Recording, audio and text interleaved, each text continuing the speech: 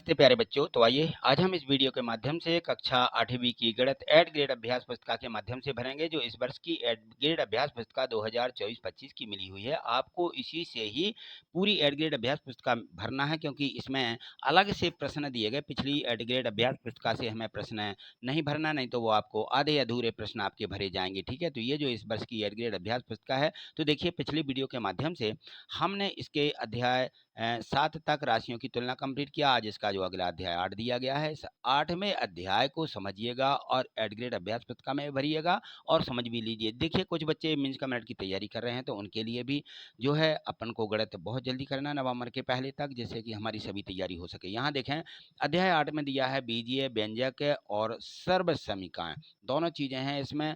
व्यंजक भी दिए गए और सर्व समीका भी हमें पढ़ना है। इस अध्याय में दी गई हैं, हमारे पाठ में दिए गए हैं। तो सर्व समीकरण देखें, सर्व समीकरण 1 2 3 4 जो इसमें दी गई हैं उनको जरूर याद कर लीजिएगा। और यहाँ देखिए कुछ व्यंजक इस प्रकार से रहते हैं जो एक राशि दूसरी राशि से मिल जाती हैं, चर और अचर राशियाँ। तो हम कक्षा 7वीं में चर और अचर राशियाँ पढ़ चुके हैं कि क्या चर राशियाँ होती हैं और कौन सी अचर राशियाँ होती हैं। तो इनके बारे में हमने पिछली वीडियो के माध्यम से और पिछले जो हमारी कक्षा है उसमें हम पढ़ चुके हैं चर राशियाँ और अचर राशियों के बारे में। दोनों के मेल से जो हमारा पद बनते हैं, प्रथम पद द्वितीय पद, इस प्रकार से जो पद हैं ये हमारे क्या कहलाते हैं, व्यंजक। इनको हम व्यंजक बोलते हैं। तो यहाँ पर हम चर्चा करेंगे कि इसमें जो पद होते हैं हमारे, किस प्रकार के पद होते हैं। समान पद होते हैं, असमान पद होते हैं, है ना। तो जैसे आप यहाँ देख रहे होंगे ये बीजीय गुणनखंड है और बीजीय व्यंजक भी दिए गए। यहाँ पर समान पद वाले या समान पद एक्स बाय ये समान पद कहलाएंगे, क्योंकि दोनों में एक्स बाय है। यहाँ पे देखें एक्स बाय जेड, यहाँ पे ये असमान पद है। इसमें बाय जेड आ गया, इसमें एक्स बाय एक्स माने समान पद, माने समान ही उस वस्तु का नाम हो, ठीक है ना, एक जैसा, तो वो समान पद कहलाएंगे। चलिए आगे देखिए, हमारे यहाँ पे जो व्यंजक दिए गए हैं, व्यंजकों का हमारे यहाँ पे जोड़ना होगा, घटाना होगा। किस प्रकार से हम समान पदों को जोड़ते और घटाते हैं, तो इन पदों को हम किस प्रकार से जोड़ेंगे। जो समान पद हैं, समान पदों में समान पद जोड़े जाते हैं। देखिए 5x वर्ग 7x ऋण 3 लिखा है और 2x धन 7, इसमें क्या करना है, योग करना है, यानी जोड़ना। किस प्रकार से जोड़ेंगे, तो संख्या के नीचे संख्या, समान पद के नीचे समान पद लिखते हुए इस प्रकार से हम जोड़ते हैं। तो जोड़ने में यदि संख्या के चिन्ह असमान है तो घटेंगे और समान चिन्ह है तो जुड़ेंगे। 7 धन के हैं, ऋण के 3 है तो घट जाएगा, 7 में से 3 4 बचेगा। 7x और 2x को जोड़िए तो 9x आ जाएगा। 5x वर्ग में कुछ नहीं जोड़ा है, ठीक है ना, तो 5x वर्ग ज्यों का त्यों। इस प्रकार से हमें व्यंजकों को जोड़ना है। यहाँ पर भी देखें ए बी के रूप में यह व्यंजक दिए गए हैं, तो पहले व्यंजक में से दूसरा घटाना है, यानी हमें क्या करना पड़ता है कि ये दूसरे वाले व्यंजक के चिन्हों को बदलना होता है। चलिए इनको हम समान पदों के नीचे लिखेंगे। तो 7 ऋण 7 ए बी है तो ये 3 ए बी के नीचे लिखा जाएगा। 5 बी वर्ग 5 यहाँ बी वर्ग के, और हमारा ए वर्ग के नीचे इस प्रकार से लिखते हुए देखिए यहाँ पर व्यवस्थित करके इनको लिखना है। 3 ए बी नीचे आ जाएगा 7 ए बी, और यहाँ ए वर्ग है तो यहाँ ए वर्ग, बी वर्ग है तो यहाँ बी वर्ग के नीचे बी वर्ग वाला गुणांक लिखेंगे। और हमें क्या करना, इस दूसरे वाले पद जिसको घटाना है उसके चिन्ह बदल दिए जाते हैं। ये देखें, ये ऋण है तो धन हो गया, ये धन है ऋण हो गया, धन है ये ऋण हो गया। इस प्रकार से हमें चिन्ह बदलना है। अब देखेंगे कि ये 7 ए बी ऋण का नहीं होगा, धन का कहलाएगा। तो 3 ए बी में 7 ए बी जोड़ दिए, 10 हो गया। यहाँ पे ऋण के 2 ए वर्ग हैं, यहाँ पर भी ऋण के 5 ए वर्ग हैं, तो ऋण 5 और 2 7 ए वर्ग हो जाएगा। ये देखिए यहाँ पर देखें ऋण के 5 और ऋण के 2, ये भी 7 बी वर्ग हो जाएगा। तो इस प्रकार से हमें व्यंजकों को क्या करना है, घटाना या जोड़ना है, ठीक है। तो असमान चिन्ह जुड़ेंगे, समान चिन्ह हमारे जुड़ जाते हैं, असमान चिन्ह घट जाते हैं। तो इसी प्रकार से जोड़ना घटाने की प्रक्रिया के साथ में अब हम देखेंगे गुणा। गुणा भी हमारी चर राशियों का किस प्रकार से होता है। जो समान पद होते हैं उनका आपस में गुणा होकर के उनकी घातें बढ़ जाती हैं, यानी उनमें जोड़ देंगे, घातों को जोड़ते जाएंगे। तो इस प्रकार से देखें, दो व्यंजक है ये दिए गए, दोनों का आपस में गुणा किस प्रकार से हुआ है। यहाँ पर दिखिएगा 5x वर्ग गुणित 6x बाय का वर्ग, इनको हम गुणा करेंगे तो संख्या का संख्या में गुणा, समान पद का समान पद में गुणा, यानी हमारी यहाँ पे अचर राशि का अचर राशि में, और जो हमारे समान पद हैं x बाय इनका साथ में गुणा लिखते हुए और बाद में इनका गुणा कर देते। 6 पंचे 30 आ जाएगा। x वर्ग का x में गुणा करेंगे तो क्या आएगा, x पर 3 की घात, 2 की ये है और 1 की इस पर रहती है, दिखाई नहीं जाती है, ठीक है। 2 और 1 3, यहाँ इसी प्रकार से बाय पर 2 की है, बाय पर 1 की है, 2 और 1 3, तो 30 एक्स पर 3 की घात बाय पर 3 की घात, ये हमारा उत्तर मिल जाएगा। बस ऐसे ही हमें सभी पदों का गुणा भी करना है। चलिए आगे देखेंगे। तो ये दिए गए हैं इसमें व्यंजक है, इनमें से आप इनके गुणा करेंगे। इन व्यंजकों के गुणा यहाँ पे आप जरूर एक बार समझने की कोशिश करिएगा, नहीं समझ में आते तो कमेंट्स करें, मैं आपको इनके सबके गुणा करके बता दूंगा। ठीक है, चलिए आगे देखते हैं। हमारे इसमें जो बहुविकल्पीय प्रश्न दिए गए हैं, जो हमारी वार्षिक परीक्षा में भी पूछे जाना है और मीन्स का मेरिट परीक्षा में भी इसी प्रकार से बहुविकल्प बन के आएंगे और हमें OMR सीट, ऐसी OMR सीट मिलेगी जिनका हमारे यहाँ पर प्रैक्टिस अभ्यास हो रहा है। तो यहाँ देखें प्रश्न एक पदी द्विपदी का गुणनफल, जब हम एक पदी द्विपदी का गुणनफल करेंगे तो दो पद वाला हमें व्यंजक मिलेगा, ये द्विपदीय व्यंजक मिलेगा। तो दो पद हमें यहाँ पे लिख देना और बी वाले यहाँ पे गोले को इस प्रकार से भर देना, या तो नीला कर देंगे या काला पेन है तो काला कर देंगे। ठीक है ना। प्रश्न क्रमांक 2 देखिए, इनका गुणनफल हमें ज्ञात करना। 2 2 2 2 2 3, इनका गुणा करेंगे 2 दूनी 4 दूनी 8 3 24 आ जाएगा। ए का ए में 3 बार तो ए पर 3 की घात, बी का 2 बार है तो बी पर 2 की घात। ठीक है, ये किस वाले व्यंजक में दिया गया है? डी वाले व्यंजक में दिया गया है। यहाँ पर डी वाला ऑप्शन था और डी वाले को हमें यहाँ पर क्या करना है? गोले को भी भरना है। प्रश्न क्रमांक 3 समझिएगा। यहाँ एक आयत की लंबाई एक्स वाई और चौड़ाई वाई पर 2 की घात दी गई है, यानी 6y का वर्ग। तो क्षेत्रफल ज्ञात करें। आयत का क्षेत्रफल लंबाई गुणे चौड़ाई होता है, दोनों का गुणा करें। 4 का 6 में गुणा हो जाएगा, x का गुणा नहीं है, y का y में गुणा होगा तो y पर 3 की घात आ जाएगी। ये किस ऑप्शन में दिया गया है? सी वाले ऑप्शन में दिया है। सी वाला ऑप्शन यहाँ पे आपको भर देना। ठीक है, चलिए प्रश्न क्रमांक 4। प्रश्न क्रमांक 4 में भी यहाँ पे दिया गया कि इतने मीटर लंबे और इतने मीटर एक तार काट दिया गया इतने मीटर में से, तो हमें क्या करना है? घटाना है। तो किस प्रकार से घटाते हैं हम? यहाँ पे देखिएगा 7x से ऋण 4 में से 3x से ऋण 4 घटाना है। तो हमने बताया था घटाने में चिन्ह बदल जाते हैं। ये हमारा ऋण की हो जाएगी संख्या धन की है और ये हमारी धन की संख्या हो जाएगी। तो 4 में से 4 जाएगा 0, लेकिन 7x में से हमारे 3x घट जाएंगे तो 4x मिलेगा। उत्तर आ जाएगा 4x। डी वाला ऑप्शन हम यहाँ पे भर देंगे। 5वां प्रश्न देखिएगा। 5वें प्रश्न में भी दिया है तनिष्क के घर से स्कूल की दूरी x धन 8 मीटर है, तो आने जाने में कुल कितनी दूरी तय करना होगी? आने और जाने में इतना ही जाने में लगा, इतना ही समय आने में लगा, दोनों को क्या करेंगे? जोड़ देंगे। x धन 8 में एक और x धन 8 इस प्रकार से जोड़ेंगे तो x और x कितना हो जाएगा? 2x और 8 हो जाएंगे 16। 2x है धन 16 किस में दिया? बी वाले ऑप्शन में, तो बी वाला ऑप्शन यहाँ पे लिखना है। चलिए इस प्रकार से हमें सभी प्रश्न हल करना है। आगे देखेंगे, आगे हमारे प्रश्न जो इसमें दिए गए हैं, यहाँ पर देखें प्रश्न क्रमांक 6 दिया गया है। प्रश्न क्रमांक 6 को यहाँ समझिएगा। ये दिए गए दो व्यंजक दिए गए हैं और इन दोनों को हमें लिखा है कि योगफल ज्ञात कीजिए। दोनों को जोड़ना है, ए वाले को भी जोड़ना है और बी वाले को भी जोड़ना है। तो यहाँ पे देखें ये पहला वाला व्यंजक है, ये दूसरा वाला व्यंजक, इसके नीचे लिखेंगे तो हमें समान पदों को समान पदों के नीचे ही लिखना है। हालांकि इसमें समान पद है जो कि त्यों दिए गए हैं, इस प्रकार से आप लिख लें। अब यहाँ से जोड़ना शुरू करेंगे। 7 वर्ग में ये घट रहा है तो घटाएंगे, ऐसा नहीं कि जोड़ने का मतलब है। तो हमें चिन्हों पर ध्यान देना है। धन का है या ऋण का है तो घट जाएंगे। 7 में से घटेगा 6 बचेंगे। यहाँ पर भी देखें दोनों ऋण के जुड़ जाएंगे, 7 और 2 9 9 PQ आ जाएंगे। और यहाँ पर देखिए ऋण के 3 है, धन का ये धन का है, आगे चिन्ह नहीं लिखा जाता, ठीक है ना, तो ये धन का माना जाता है। तो यहाँ ऋण 3P में से 1P घटेंगे, ऋण के 2P वर्ग बचेंगे, ये इसका उत्तर होगा। बिल्कुल इसी प्रकार से दूसरे वाले में भी देखें तो यहाँ पर देखें एक धन का एक ऋण का, एक धन का एक ऋण का आया, तो सभी एक दूसरे से कैंसिल होते हुए इसका उत्तर आ जाएगा 0 यानी 0। प्रश्न 7वां समझिएगा। प्रश्न 7 में भी हमें इसको क्या करना था? घटाना है इस व्यंजक को। तो यहाँ पे आप इसको इस प्रकार से समझिए, ये दिया गया है यहाँ पे प्रश्न 7। अब आप यहाँ पे देख पा रहे होंगे प्रश्न 7 को। तो 7 में देखें, इसको समझिएगा, इसमें दिया है घटाना। तो घटाने में मैंने बताया था कि इसके चिन्ह बदल जाएंगे। एक दूसरी बात यह है कि हमें समान पदों को समान पदों के नीचे लिखना है। यहाँ बाय वर्ग वाला, जो इसमें बाय वर्ग वाला होगा, यहाँ पर 7 बाय वर्ग, इसको आगे लिखेंगे इसके साथ में। तो देखिए पहला व्यंजक यहाँ उतार लें, उतारने के बाद दूसरे को क्रमशः ऋण 7 बाय वर्ग लिखेंगे। फिर इसके बाद में एक्स वाई वाला पद है, ये एक्स वाई वाला पद है। फिर इसके बाद में वर्ग, एक्स का वर्ग वाला पद ये है। और इसके बाद में देखेंगे वाई वाला, ये वाई वाला दिया है। और इसके बाद में जो पद आ रहे हैं 2x वर्ग का 2x वर्ग नहीं दिया है। फिर इसके बाद सीधा ऋण 3 बाय और 6, इस प्रकार से संख्या को हम यहाँ पे उतार लेंगे। और चलिए इनको हमें क्या करना है? घटाना। घटाने में क्या करना है? चिन्ह बदल देना। ऋण का 7 था, अब ये धन का हो गया।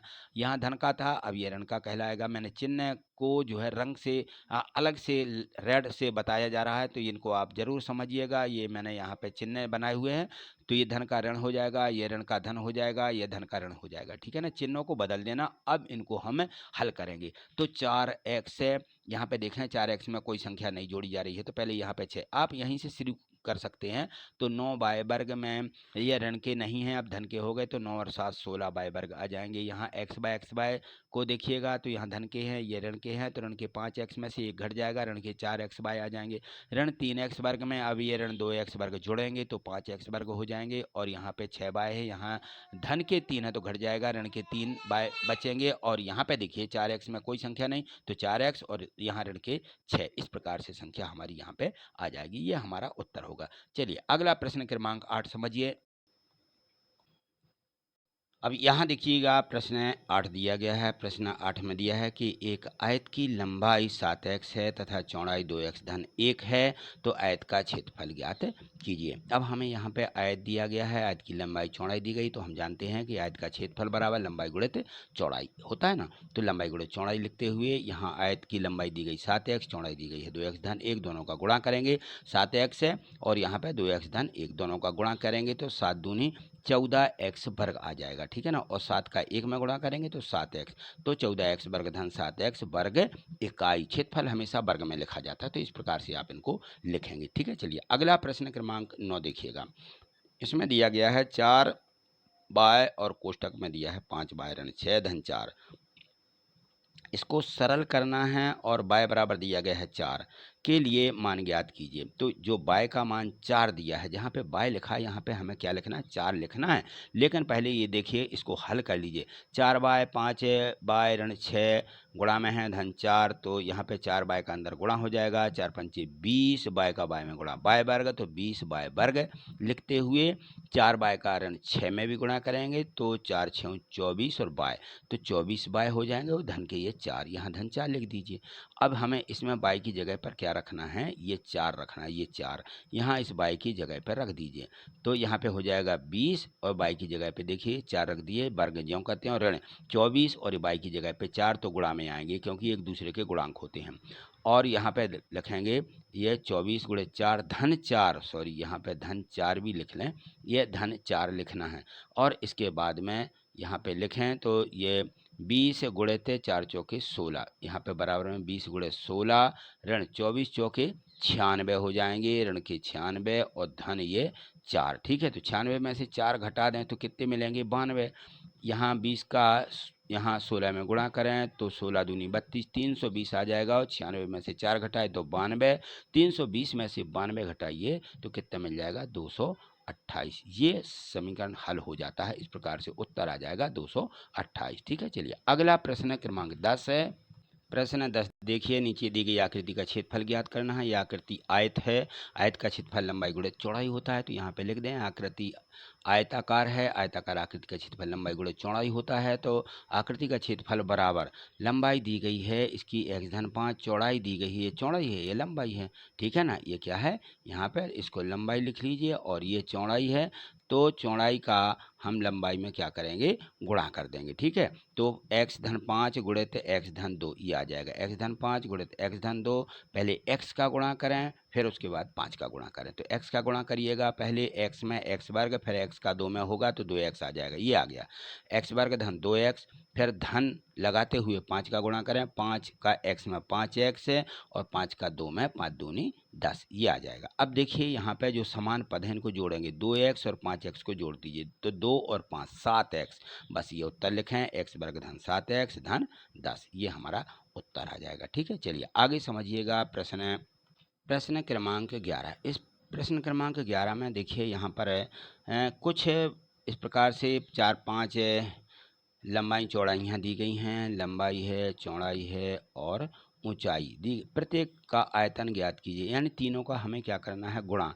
तो आयतन ज्ञात करना है, तो इसमें लंबाई गुणित चौड़ाई गुणित ऊंचाई, यहाँ पे देखिए लंबाई दी गई, चौड़ाई दी गई और ऊंचाई, तो आयतन बराबर लिख लें। यहाँ पर आयतन बराबर होता है लंबाई, तीनों का गुणा करना है, लंबाई गुणित चौड़ाई गुणित ऊंचाई, ठीक है, ऊंचाई ये होता है आयतन। जैसे मान लीजिए घन है, घनाभ है, इनके हमें आयतन ज्ञात करना होता है तो लंबाई गुणित चौड़ाई गुणित ऊंचाई ऐसा लिखेंगे। 4x में 3 y का गुणा करेंगे तो 4 3 12xy और z में करेंगे तो 12 दूनी 24। तो ये x y z, एक्स का वाई का जेड का तीनों का आपस में गुणा। तो यहाँ पे जो A B C X Y Z संख्या चर राशियाँ दी गई हैं इनका आपस में गुणा करेंगे तो वो तीनों मिला करके लिख दीजिए और बाकी संख्या का जैसा गुणा होता है वैसे ही लिखें, ठीक है ना। तो यहाँ पर देखें 5 दूनी 10 और साथ में गुणा करेंगे 10 साथ ही 70, ए बी सी साथ में लिख देंगे। यहाँ पे देखें तो यहाँ पे पी क्यू आर पी इस प्रकार से लिखे गए हैं। तो p वर्ग है, p का p में गुणा p पर 3 की घात, q वर्ग है, q का q में गुणा q पर 3 की घात, r है, r का r में गुणा करेंगे r वर्ग का तो r पर 3 की घात, p q r पर 3 3 की घात लगा देंगे। इसी प्रकार से यहाँ पर संख्याओं को गुणा कर लें। पहले 3 का 6 में गुणा, 3 18 धन के आ जाएंगे क्योंकि ऋण का गुणा धन होगा तो 3 18 मिल जाएगा। 18 धन के, फिर धन के 18 का ऋण में गुणा करेंगे तो ऋण का आ जाएगा, ऋण 18 एकम 18, ठीक। अब जो हमारे एल एम एन है तीनों का आपस में गुणा करेंगे। वर्ग है, एक संख्या वर्ग है और एक वर्ग नहीं है तो 3 की घात सभी पे, एल पर 3 की घात, एम पर और एन पर 3 की घात आएगी।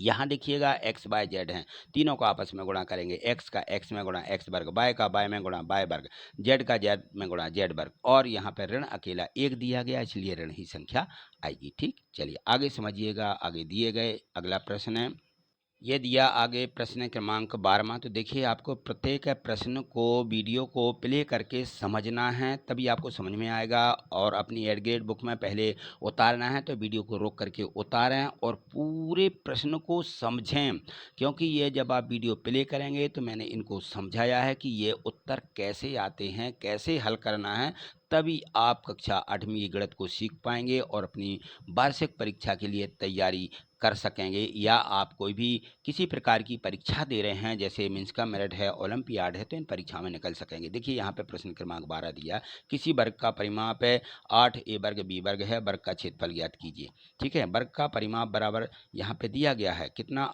8 ए वर्ग बी वर्ग बराबर 4 गुणित भुजा, परिमाप का सूत्र होता है 4 गुणित भुजा, वर्ग की परिमाप बराबर 4 गुणित भुजा और परिमाप दी गई 8 ए वर्ग बी वर्ग।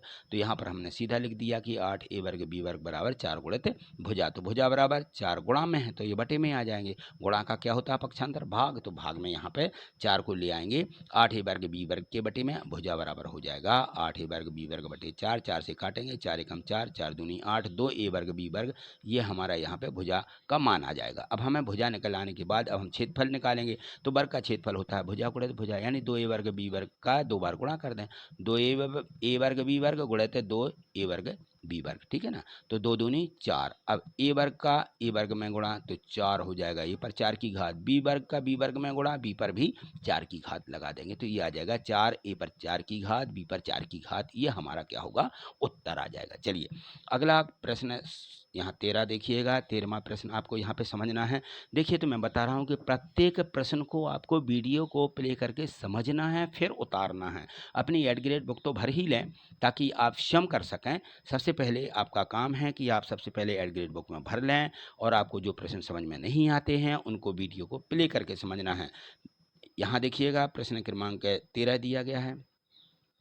ये 13वें प्रश्न में दिया गया है कि 2 आकृतियां दी गई हैं। यहाँ पे आकृति एक ए है, दूसरे का नाम बी है, आकृति ए आकृति बी, ठीक। इनमें देखिए यहाँ पे ये जो आकृति दी गई है ये लंबाई दी गई 4x, ये चौड़ाई दी, तो ये तो आयत होगा, लंबाई चौड़ाई है। यहाँ पर देखें इस बी आकृति में ये लंबाई 3 दी और 3 चौड़ाई दी, तो ये क्या हो जाएगी आकृति, आकृति का नाम होगा वर्ग, ये इसका नाम हो जाएगा आयत, ये आयत है, ठीक है ना। ये आयत, आयत का क्षेत्रफल लंबाई गुणित चौड़ाई, यहाँ पे हमारा वर्ग दिया गया तो वर्ग का क्षेत्रफल भुजा गुणित भुजा, ठीक। ये दोनों के क्षेत्रफल को सूत्र लगाते हुए और सीधे यहाँ पे मान रख देंगे तो 4x गुणित 2 आ जाएगा लंबाई गुणित चौड़ाई में, तो 4 दूनी 8 x पर 2 की घात वर्ग इकाई।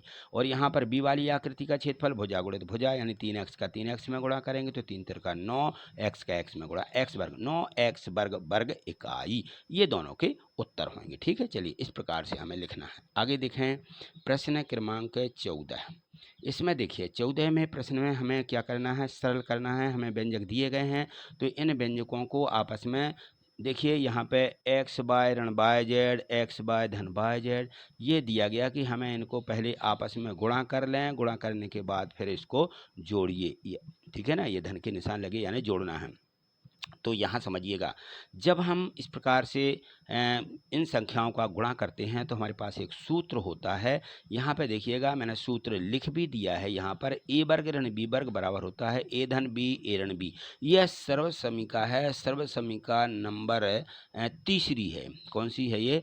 तीसरी सर्वसमीका देख लें आप अपनी किताब में से, तो ये तीसरी सर्वसमीका होती है ए धन बी ए ऋण बी बराबर ए वर्ग ऋण बी वर्ग। तो यहाँ पर ऐसी ही राशियाँ यहाँ पे गुणा में दी गई हैं, एक्स बाय ऋण बाय जेड, एक्स बाय धन बाय जेड।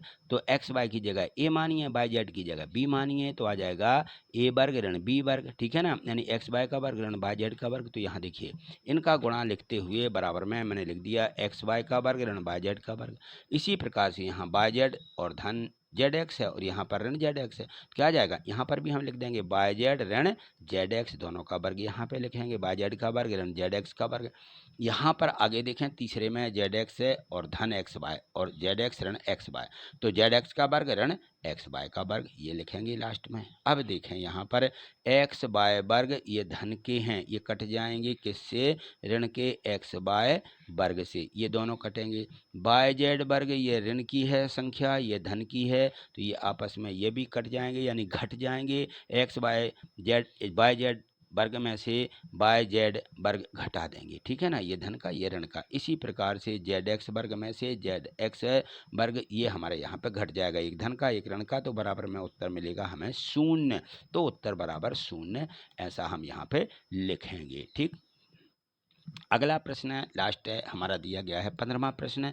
इस 15वें प्रश्न को जरूर अच्छे से समझिएगा। नीचे दी गई आकृतियों के वर्गों में एक पैटर्न बना रही हैं, एक पैटर्न समझिए। यहाँ पे एक वर्ग बना हुआ है, फिर यहाँ पर देखें 3 वर्ग, 1 2 3 वर्ग बने, फिर यहाँ पर देखें तो 1 2 3 4 5, 3 और 2 5, 5 के बाद यहाँ पे देखते जाएं तो 1 3, यहाँ पे क्या बढ़ गए 5, यहाँ पर 4 और 3 7, यहाँ पर देखें तो यहाँ पर आ जाएंगे 1 2 3 4 5 और 4 9, तो यहाँ पर क्या हो जाएंगे 11, 1 2 3 4 5 6 7 8 9 10 11, यहाँ पे क्या आएंगे, अगला पैटर्न है हमारा 11 वाला। तो इस प्रकार से हमें इस पैटर्न को आगे बढ़ाते हुए इन प्रश्नों को हमें हल करना है। तो आगे देखिएगा, प्रश्न क्रमांक 1 कह रहा था इस पैटर्न को जारी रखते हुए आकृति 6 बनाएं। यह आकृति 6 यहाँ पे आपको बनाना थी, तो प्रश्न 1 का हल हो जाएगा आकृति 6 को बनाना पैटर्न के अनुसार। अब देखें यहाँ पर कौन सी संख्या किस प्रकार से एक दूसरे से कितनी हो रही है। तो यहाँ देखिएगा, अब इसका जो अगला प्रश्न है पूछा गया है, इसमें से प्रश्न क्रमांक 2 यहाँ आपको इस प्रकार से भरते चलना है। चलिए ये यहाँ पे देखेंगे प्रश्न क्रमांक 2 में दिया गया था कि स्पष्ट करिएगा कि आकृति संख्या और उसमें उपयोग किए गए इकाई वर्गों की संख्या किस प्रकार से संबंधित है। तो यहाँ पर देखें जो हमें यहाँ पर आकृतियाँ दी गई हैं, इस प्रश्न को यहाँ पर आपको अच्छे तरीके से समझना होगा कि प्रश्न कह क्या रहा है। प्रश्न कह रहा है कि स्पष्ट कीजिए आकृति संख्या और उसमें उपयोग किए गए इकाई वर्गों की संख्या किस प्रकार से एक दूसरे से संबंधित है। तो यह पहली आकृति, इसमें 1 दिया, इसमें 3 दिए थे, इसमें 5 दिए, इसमें 7 दिए हैं, इसमें 9 दिए और इसमें हमारी छठवीं आकृति में 11 दिए। अब समझ लीजिए इसको। तो हमने यहाँ पे लिख दिया प्रत्येक आकृति में वर्गों की संख्या आकृति संख्या के दुगने से 1 कम है, ठीक है ना, आकृति संख्या दुगने से 1 कम। तो हम यदि मान लो 1 का दुगना करें, 1 का दुगना 2 होगा, 2 में से 1 कम करिए तो पहली आकृति मिल जाएगी। 2 का दुगना कितना होता है 4, 4 में से 1 कम करिएगा 3 मिलेंगे, ठीक है ना। अब इसके बाद 3 का दुगना करिएगा, 3 दूनी 6, 6 में से 1 कम करेंगे तो 5 मिल जाएंगे, ठीक है ना। इस प्रकार से हमारी संख्या बढ़ती जा रही है। 4 का दुगना करिएगा, 4 दूनी 8, 8 में से 1 कम 7, ठीक। इस प्रकार से हम संख्या को लिखेंगे। 5 का दुगना 10 होता है, 5 दूनी 10, 10 में से 1 कम, ठीक। 6 का दुगना 12, 12 में से 1 कम 11। तो हमने यहाँ पे लिख दिया है कि प्रत्येक आकृति में वर्गों की संख्या आकृति संख्या के दुगने से 1 कम है। ये इसका हमें उत्तर लिखना है। चलिए आगे देखें। प्रश्न इसका तीसरा दिया कि आकृति संख्या के लिए एक चर n इकाई वर्गों की संख्या के लिए t का प्रयोग करते हुए इस दूसरे वाले प्रश्न को जो है एक निहित संबंधित एक समीकरण के रूप में लिखिए। तो इनका समीकरण के रूप में हो जाएगा, देखिए मैंने यहाँ पे लिख दिया कि t बराबर, इनका जो समीकरण बनेगा इस प्रकार से, t बराबर 2n ऋण 1, माने दुगने से एक कम। n क्या है? एक चर राशि में एक यह समीकरण बन जाएगा कि t बराबर 2n ऋण 1। ठीक, इस प्रकार से t हमारी संख्या है, पहली, फिर दूसरी, फिर तीसरी, फिर चौथी। हम यहाँ पे n का मान क्रमशः भरते जाएंगे, ठीक है ना। तो हम यदि यहाँ पे 1 भरेंगे n की जगह पर तो 2 एकम 2, 2 में से घटाएंगे 1 मिल जाएगा। फिर यहाँ पर हम 2 भरेंगे, 2 दूनी 4, 4 में से 1 जाएंगे 3, 3 भरेंगे, 3 दूनी 6, 6 में से 1 जाएगा, हमारा मिल जाएगा 5। तो हमारी यह अगली संख्या इस समीकरण के अनुसार निकलती आएगी। तो हमें इस प्रकार से संबंधित आकृतियों में वर्गों के समीकरण बनाना पड़ते हैं। चलिए, तो ये दिए गए थे प्रश्न क्रमांक 1 से लेकर के 15वें प्रश्न तक, और ये सभी प्रश्न आपने बहुत अच्छे तरीके से समझे हैं। और आप नहीं समझ पाए हैं तो वीडियो को प्ले करें और बार बार समझें, जिससे कि आपको सभी प्रश्न समझ में आ जाएं। ठीक है, और यदि आप इसी प्रकार से अगले जो पाठ दिए गए, अगले अध्याय दिए गए हैं, उन सभी को समझना चाहते हैं इस एड ग्रेड अभ्यास पुस्तिका के माध्यम से, तो आपको चैनल को सब्सक्राइब करके रखना होगा, जिससे कि आप हमसे जुड़ सकें। बेल आइकन नोटिफिकेशन को भी आप प्रेस कर लें, जिससे कि आपके पास ये नोटिफिकेशन मिल सकें। ठीक है, और प्रत्येक वीडियो को लाइक अवश्य करना। ठीक है, तो चलिए लाइक करिएगा।